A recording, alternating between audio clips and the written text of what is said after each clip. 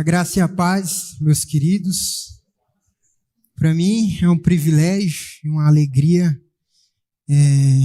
ter a oportunidade de ministrar aqui nessa igreja. Bom, eu tenho 24 anos, sou lá de Palmas, da Igreja Presbiteriana Vida Nova. Sempre fui dessa igreja e essa aqui é a segunda igreja que eu estou frequentando nos meus longos 24 anos. Bom, estou diante de vocês com muito temor e tremor, mas para mim é um privilégio. Quanto mais nós estudamos no seminário, mais nós percebemos quão é importante a função de expor as Escrituras. Todavia, essa noite não é sobre mim, não é sobre você. Nós somos apenas vasos frágeis na mão do grande oleiro, que é o Senhor Jesus Cristo. Senhor Jesus Cristo. Que a exposição bíblica dessa noite fale ao seu coração. Bom, há 2 domingos atrás, nosso irmão seminarista Tarsis expôs o texto bíblico de Mateus 9, do versículo 35 ao 38, onde foi abordado sobre a missão compassiva de Jesus e o chamado à colheita. Foi destacado por nosso irmão que como o ministério de Jesus acontecia. E o nosso irmão nos explicou da importância, da necessidade de trabalhadores na grande seara do Senhor. Logo depois, nosso pastor subiu a régua lá em cima e expôs o texto de Lucas 19, do versículo 1 ao versículo 10. O texto ao qual relata o encontro de Jesus com Zaqueu. O tema da pregação do Rev foi olhando o olhar que resgata o perdido. Rev nos mostrou como Jesus convocou, transformou, salvou a vida do pecador chamado Zaqueu. Em um momento do seu dia a dia, no ordinário, no cotidiano, nos ensinando que todo discípulo de Jesus tem essa mesma paixão pelo perdido. E essa noite eu quero compartilhar com vocês, quero primeiro fazer algumas perguntas. Primeiro, será, pensando na nossa série que estamos vendo, Visão Celestial, a primeira pergunta que eu quero fazer a vocês é: será se a minha perspectiva celestial ela está alinhada com a de Jesus? Como essa visão do reino afeta as minhas atitudes no meu dia a dia? Será se eu estou aplicando essa visão do todo no meu cotidiano? Então eu quero falar com vocês um pouco no texto de João 4. Vamos abrir nossas Bíblias em João 4, do versículo 1 ao 42.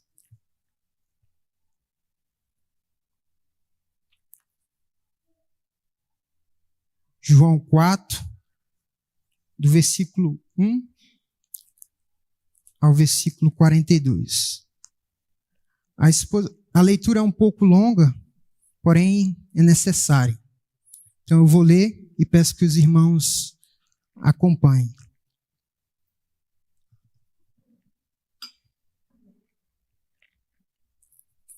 Leiamos. Quando, pois, o Senhor veio a saber que os fariseus tinham ouvido dizer que ele, Jesus, fazia e batizava mais discípulos que João, se bem que Jesus mesmo não batizava, e sim seus discípulos, deixou a Judéia, retirando-se outra vez para a Galiléia. E era-lhe necessário atravessar a província de Samaria. Chegou, pois, a uma cidade samaritana chamada Sicar, perto das terras que Jacó dera a seu filho José. Estava ali a fonte de Jacó. Cansado da viagem, assentara-se Jesus junto à fonte, por volta da hora sexta. Nisto veio uma mulher samaritana tirar água.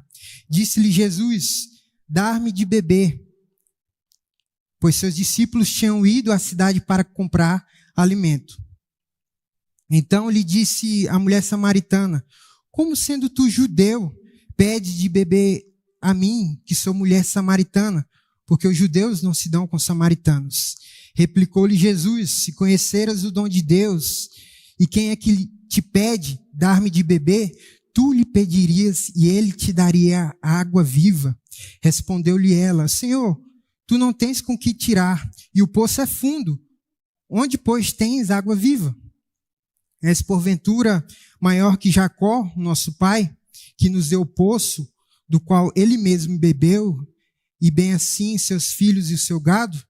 Afirmou-lhe Jesus: quem beber desta água tornará a ter sede. Aquele, porém, que beber da água que eu lhe der, nunca mais terá sede. Pelo contrário, a água que eu lhe der será nele uma fonte a jorrar para a vida eterna. Disse-lhe a mulher: Senhor, dá-me dessa água para que eu não mais tenha sede, nem precise vir aqui buscá-la. Disse-lhe Jesus: vai, chama teu marido e vem cá. Ao que lhe respondeu a mulher: não tenho marido. Replicou-lhe Jesus: bem disseste, não tenho marido, porque 5 maridos já tiveste, e esse que agora tens não é teu marido. Isso disseste com verdade. Senhor, disse-lhe a mulher: vejo que tu és profeta. Nossos pais adoravam neste monte, vós, entretanto, dizeis que em Jerusalém é o lugar onde se deve adorar. Disse-lhe Jesus: mulher, podes crer-me que a hora vem quando nem neste monte, nem em Jerusalém adorareis o Pai. Vós adorais o que não conheceis, nós adoramos o que conhecemos, porque a salvação vem dos judeus. Mas vem a hora, e já chegou, em que os verdadeiros adoradores adorarão o Pai em espírito e em verdade, porque são estes que o Pai procura para seus adoradores. Deus é espírito, e importa que seus adoradores o adorem em espírito e em verdade. Eu sei, respondeu a mulher, que há de vir o Messias, chamado Cristo, porque Cristo, quando ele vier, nos anunciará todas as coisas. Disse-lhe Jesus: eu sou eu que falo contigo. Neste ponto, chegaram seus discípulos e se admiraram de que estivesse falando com a mulher. Todavia, nenhum lhe disse: que perguntas, ou por que falas com ela? Quanto à mulher, deixou o seu cântaro, foi à cidade e disse àqueles homens: vinde comigo e vede um homem que me disse tudo quanto tenho feito. Será este porventura o Cristo? Saíram, pois, da cidade e vieram ter com ele. Neste interim, os discípulos lhe rogavam, dizendo: mestre, come. Mas ele lhes disse: uma comida tenho para comer que vós não conheceis. Diziam então os discípulos uns aos outros: ter-lhe-ia porventura alguém trazido o que comer? Disse-lhe Jesus: a minha comida consiste em fazer a vontade daquele que me enviou e realizar a sua obra. Não dizeis vós que ainda há 4 meses até a ceifa? Eu, porém, vos digo: erguei os olhos e vede os campos, pois branquejam para a ceifa. O ceifeiro recebe desde já a recompensa, e entesoura o seu fruto para a vida eterna. E dessa arte se alegra tanto o semeador como o ceifeiro. Pois no caso é verdadeiro o ditado: um é o semeador e outro é o ceifeiro. Eu vos enviei para ceifar o que não semeaste. Outros trabalharam e vós entrastes no seu trabalho. Muitos samaritanos daquela cidade creram nele, em virtude do testemunho da mulher que anunciara: ele me disse tudo quanto tenho feito. Vindo, pois, os samaritanos ter com Jesus, pediu-lhe que permanecesse com ele e ficou ali 2 dias. Muitos outros creram nele por causa da sua palavra e diziam à mulher: já agora não é pelo que disseste que nós cremos, mas porque nós mesmos temos ouvido e sabemos que este é verdadeiramente o Salvador do mundo. Meus queridos, algo interessante sobre o Evangelho de João é que ele foi escrito para revelar quem é Jesus. No capítulo 1, João nos mostra que Jesus é o Criador, é o Verbo encarnado, o Cordeiro de Deus que tira o pecado do mundo. No capítulo 2, ele nos diz que Jesus nos purifica, No capítulo 3, ele é aquele que veio para morrer e se entregar por todo aquele que nele crê, para que não pereça, mas tenha a vida eterna. E agora, no capítulo 4, nós temos uma identificação expressa de Jesus como o próprio Messias. E essa é a única ocasião que é registrada antes do julgamento de Jesus, que ele afirma abertamente ser o Messias. Algo interessante também a se observar é que não é apenas o contexto, mas para quem Jesus se revela. Até aqui, nos capítulos anteriores, Jesus ele tinha se revelado para João Batista, ele já tinha se revelado também para os seus discípulos, aos convidados do casamento que ele tinha frequentado, às pessoas que estavam no templo, a Nicodemos e aos seguidores de João Batista. E agora ele se revela a uma mulher samaritana, aos não-judeus, ou seja, o Senhor estava se revelando a sua mensagem às pessoas mais excluídas do convívio dos judeus. Confira agora comigo no versículo 4, que diz o seguinte: era necessário atravessar a província de Samaria. A pergunta que fica é: por que era necessário atravessar a província de Samaria? Jesus ele estava na Judéia e ele queria ir para Galileia. Para ir até Galileia, existiam 3 caminhos. Esse caminho pela província de Samaria era o mais curto, porém era o mais perigoso. Atravessar a província de Samaria significava atravessar o território do inimigo. Então, por que era necessário atravessar um lugar tão perigoso, tão complicado como esse? Porque, meus irmãos, Deus tinha um propósito para aquela mulher e um propósito principalmente para aquela cidade. Algumas observações sobre aquela mulher. Aquela mulher era uma mulher rejeitada pela sociedade samaritana. Era uma mulher que as pessoas não tinham coragem de conversar publicamente com ela. Aquela mulher já tinha se casado 5 vezes, 5 divórcios, e agora ela estava morando com seu amante. Todavia, Jesus ele não olhou para nada disso. Jesus ele valoriza as pessoas não pelos predicados que ela possui, mas pelas necessidades que elas apresentam. Por isso, ele decidiu fazer uma viagem para alcançar aquela mulher e não apenas alcançá-la, salvá-la, mas transformá-la em uma missionária. Para alcançar o coração daquela mulher, Jesus ele precisou quebrar algumas barreiras, quebrar preconceitos, tabus. Jesus ele sempre expandiu os métodos para alcançar as pessoas, mas ele nunca comprometeu a verdade. Muitas vezes, meus irmãos, nós somos mais rígidos na defesa de preconceitos, de tradições, de métodos, do que na defesa da própria verdade. Às vezes é mais importante uma vestimenta do que a própria verdade.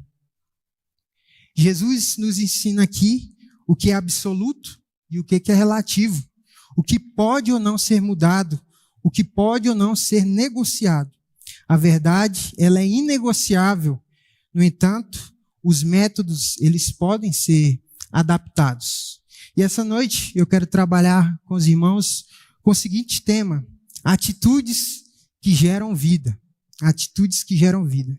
Olhando para a vida de Jesus, em relação a esse contato que ele teve com essa mulher, quais foram as barreiras que Jesus teve que quebrar para alcançar o coração dessa mulher? Primeiro, para alcançar o coração daquela mulher, Jesus precisou quebrar barreiras culturais. No versículo 8, diz que Jesus mandou seus discípulos à cidade de Sicar para comprar comida. Uma observação: Sicar, a palavra Sicar, significa a cidade dos bêbados.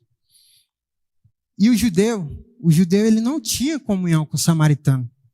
O judeu, ele entendia que o pão do samaritano era imundo. O judeu, ele nem sequer se sentava na mesma roda que um samaritano. O judeu, ele não bebia na mesma jarra que um samaritano.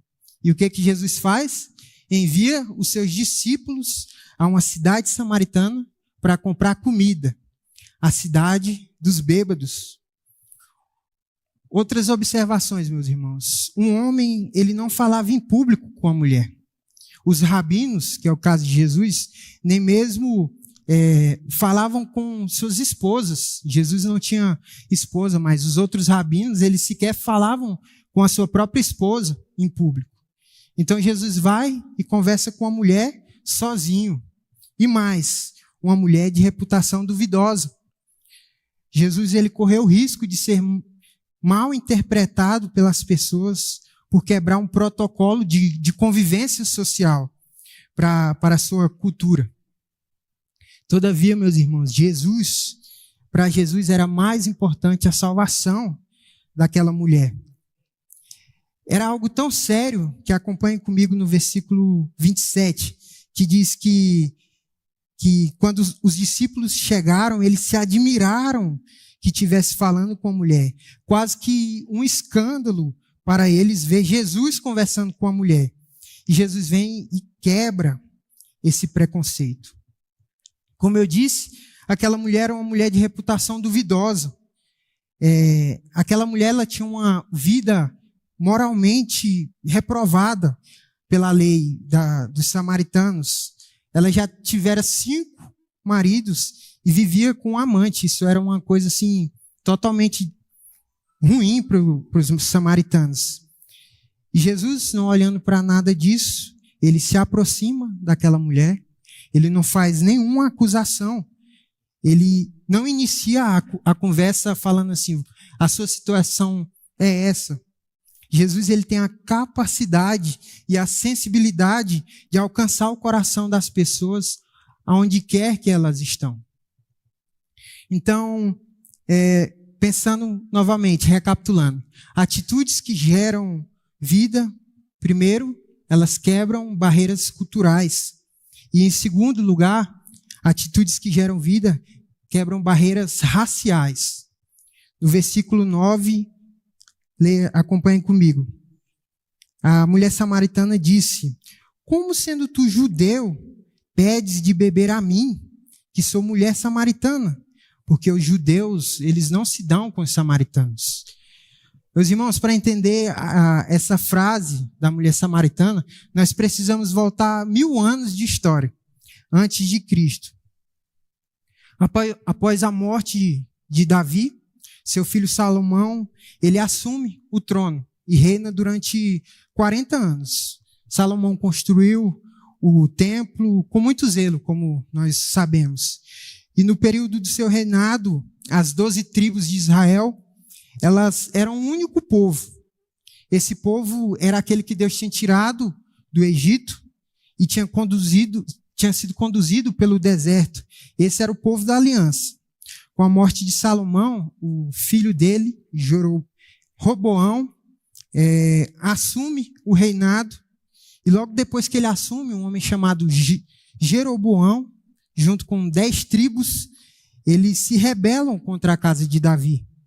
E o povo se divide, formando então, agora chamado o Reino do Norte, as 10 tribos que se revoltaram, com a capital sendo Samaria, e também o Reino do Sul, chamado Judá, com a capital Jerusalém. Judá permaneceu fiel aos caminhos do Senhor. Assim que houve essa separação do Reino do Norte e do Reino do Sul, o Reino do Norte se entregou à idolatria. As pessoas se desviaram dos desígnios do Senhor. Além disso, Israel teve reis que levaram o povo totalmente para distante de Deus. Os 2 reinos, eles sofreram bastante na mão das nações ao seu redor. Porém, o castigo ele veio primeiro para Israel, as 10 que tinham se afastado do Senhor.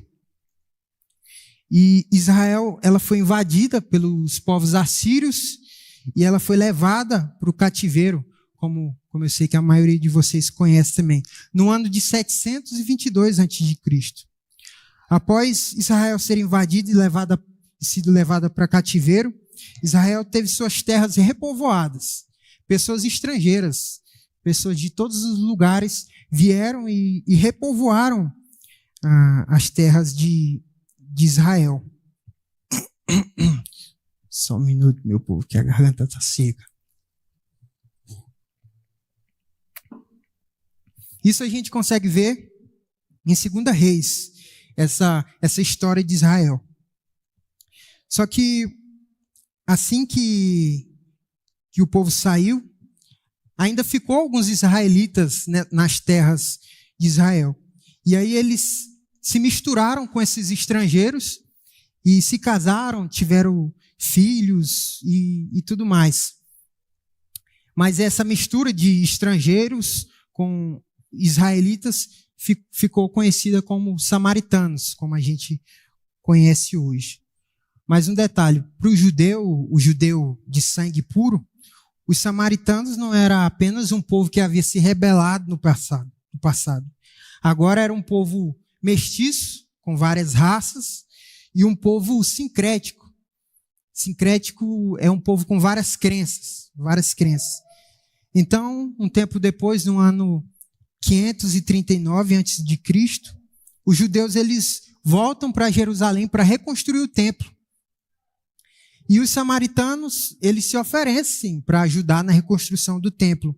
Porém, os judeus eles não aceitam de forma alguma, porque os judeus eles já não tinham as mesmas crenças, o mesmo culto que o povo da aliança. Então, essa rejeição que os judeus fizeram com os samaritanos aflorou o ódio entre esses dois povos. Então, o que os samaritanos fizeram? Eles começaram a atrapalhar na reconstrução do templo. Começaram a hostilizar os judeus.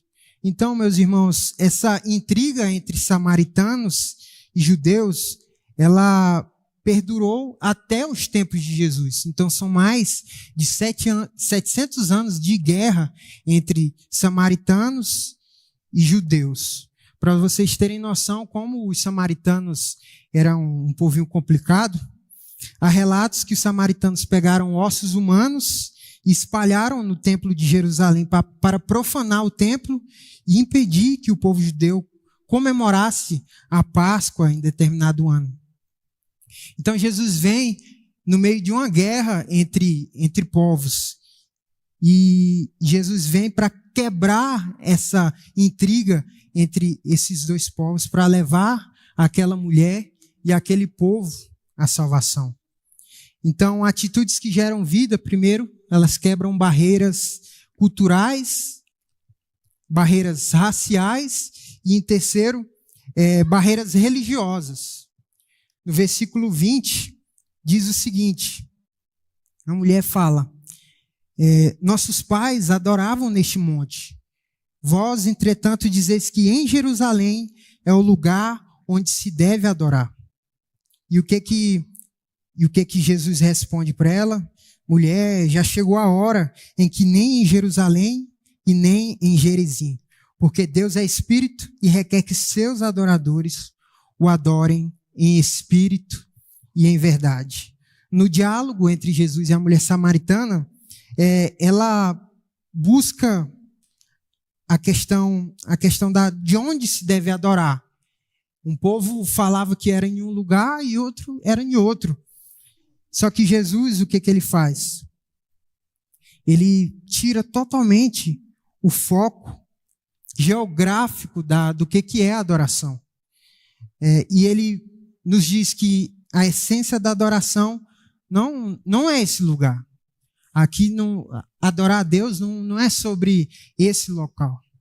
Jesus ele deixa muito claro isso. O que ele fala? Já chegou a hora que vocês não vão adorar nem aqui, que era o monte, o lugar que a mulher samaritana estava falando, que era o Monte Gerizim, e ele falou que também não seria nem em Jerusalém, porque os verdadeiros adoradores adoram o Pai em espírito e em verdade. Então, Cristo ele vem e rompe a barreira religiosa ao revelar que Deus ele não está limitado a lugares físicos ou rituais externos.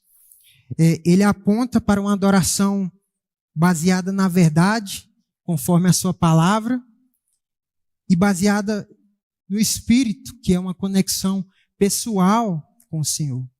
Essa resposta de Jesus, ela transcende as disputas religiosas que aconteciam naquela época. Deus busca um relacionamento genuíno com cada pessoa, independente da sua origem ou da sua tradição. Jesus, ele coloca a mulher diante da verdade essencial. Deus não é propriedade de um grupo específico ou nação. Deus ele está acessível a todos os que o buscam com o coração arrependido e sincero. Então, olhando para tudo isso que nós vimos até agora, quais foram os resultados das atitudes de Jesus? Primeiro, Jesus conseguiu alcançar o coração daquela mulher. Meus irmãos, certamente aquela mulher era a mulher mais improvável para ser alcançada.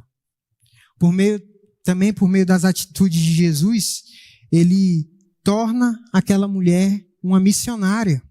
Olhem comigo no versículo 28 e 29, que diz assim: quanto a mulher, deixou o seu cântaro, foi à cidade e disse àqueles homens: vinde comigo e vede um homem que me disse tudo quanto tenho feito.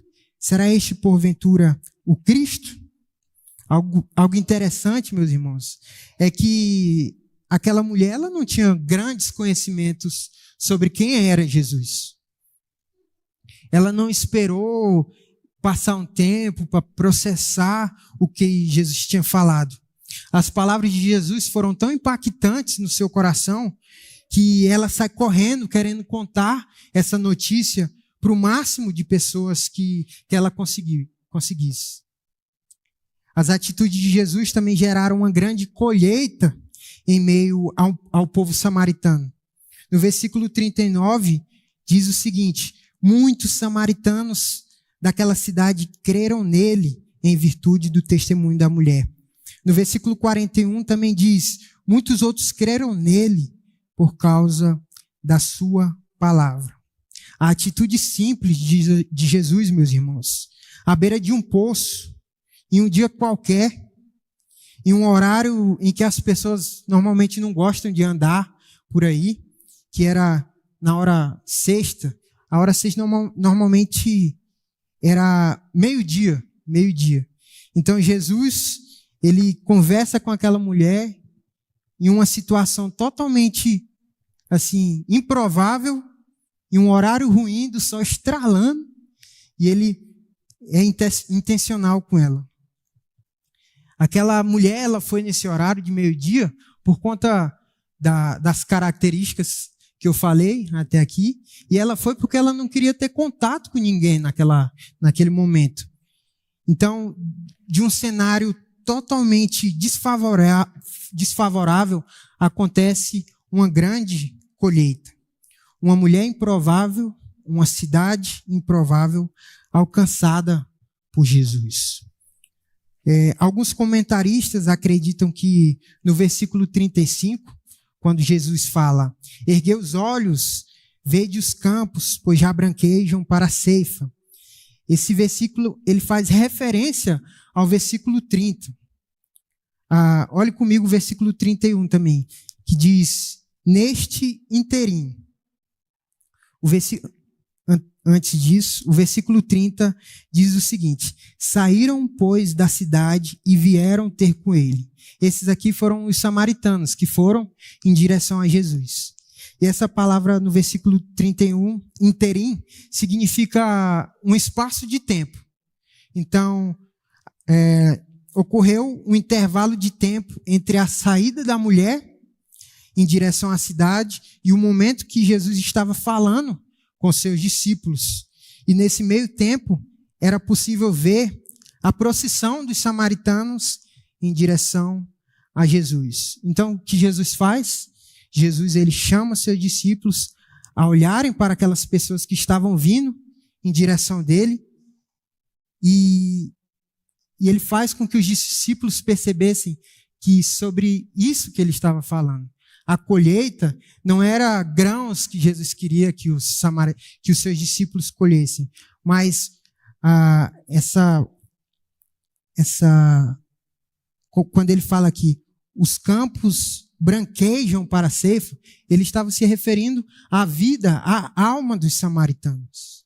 Então, meus irmãos, concluindo, ao olharmos para o encontro de Jesus com a mulher samaritana, nós somos confrontados pelo exemplo de Jesus, de um Salvador que não se limita por barreiras culturais, raciais ou religiosas.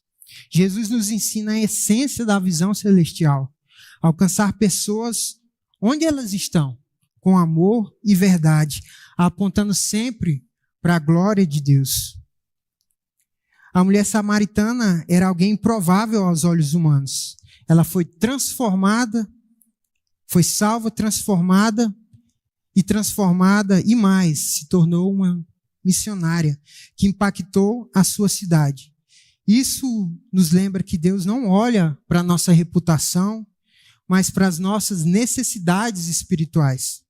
Se Jesus ele quebrou barreiras para alcançar o coração daquela mulher, nós também devemos superar nossos preconceitos, as nossas tradições, os nossos medos de alcançar aqueles ao nosso redor. Meus irmãos, algo que a gente não pode dizer é que nós não temos oportunidades.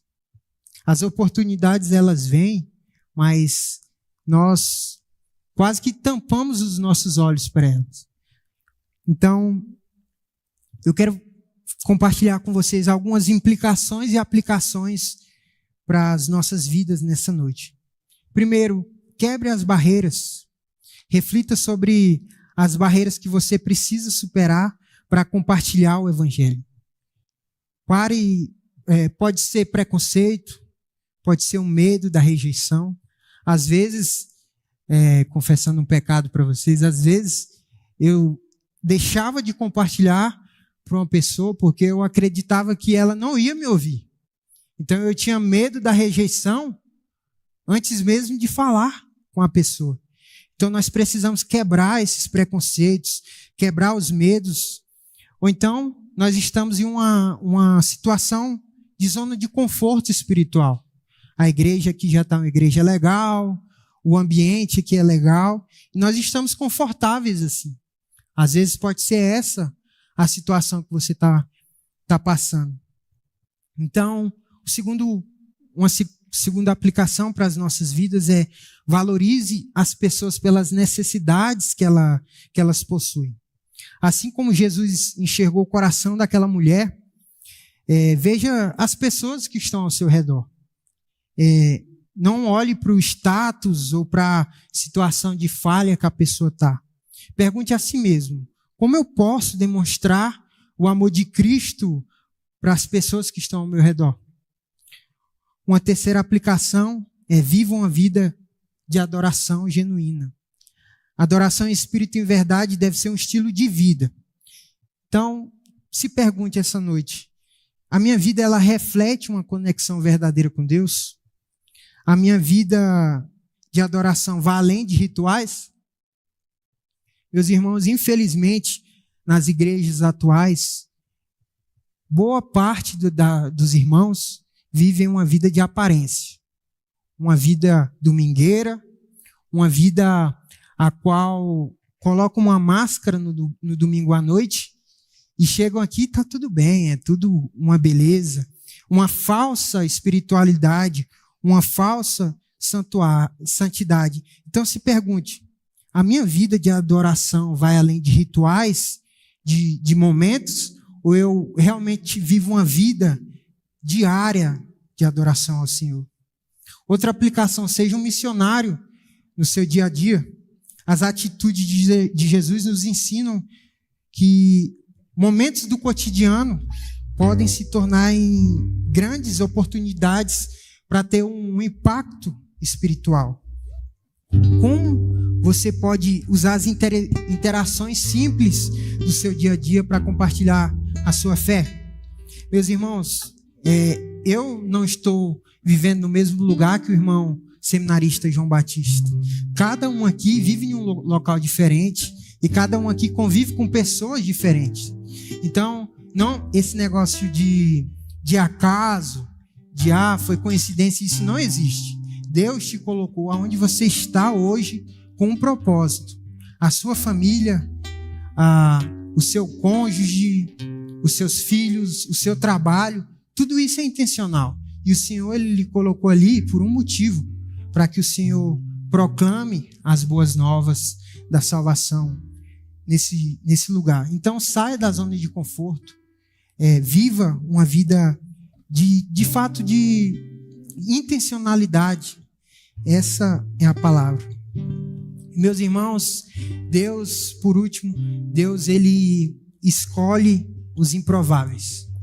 Se Deus escolheu esse negão aqui que está falando com vocês, Ele escolhe qualquer pessoa, pode ter certeza. Então Deus escolhe os improváveis. Não subestime o que Deus pode fazer em sua vida e na vida de outras pessoas. Assim como a mulher samaritana, você pode ser um instrumento poderoso, independente da sua história ou das suas habilidades. E o desafio final dessa noite é que essa mensagem te leve a viver uma perspectiva celestial, enxergando cada encontro como uma oportunidade para gerar vida. Não importa quão improvável seja a pessoa ou a situação, Deus, Ele pode usar você para transformar e também para colher, assim como Ele fez com os discípulos naquele momento. E assim como Jesus disse a seus discípulos, como está aqui no versículo, erguei os olhos e vede os campos, pois já branquejam para a ceifa. Nessa noite, Deus está falando para IP Nova Aliança: ergam os olhos e vejam o setor Negrão de Lima, pois eles já branquejam e estão prontos para a colheita. Então saia da sua zona de conforto, meu irmão. Saia dessa vida, caso seja a situação, dessa vida dupla, dessa vida mascarada. Viva uma vida de adoração genuína no seu cotidiano, na sua casa, no seu relacionamento, no seu trabalho. Que você seja um trabalhador fiel na grande seara do nosso Senhor. Vamos orar? Senhor, que privilégio é fazer parte do teu povo. Que privilégio é poder ser um trabalhador da tua grande seara. Nós sabemos, ó Pai, que não é sobre nós, não é sobre as nossas qualidades, é sobre o Senhor, Pai. E nós te pedimos, nos dê uma vida de santidade, Senhor, uma vida de adoração genuína a Ti. Tira toda e qualquer performance, qualquer atitude mascarada, Senhor. Que nós venhamos a ser verdadeiros adoradores que adoram o Pai em espírito e em verdade, Senhor. E a começar em mim e também aos meus irmãos, ó Pai, nos ajude a conquistar, a ganhar esse setor, esse local para o Senhor, Pai. Envia pessoas, ó Pai, para que possamos compartilhar do Teu Evangelho. Nós oramos por tudo isso, ó Pai, certos que um dia nós estaremos com o Senhor na glória. Em nome de Jesus, amém.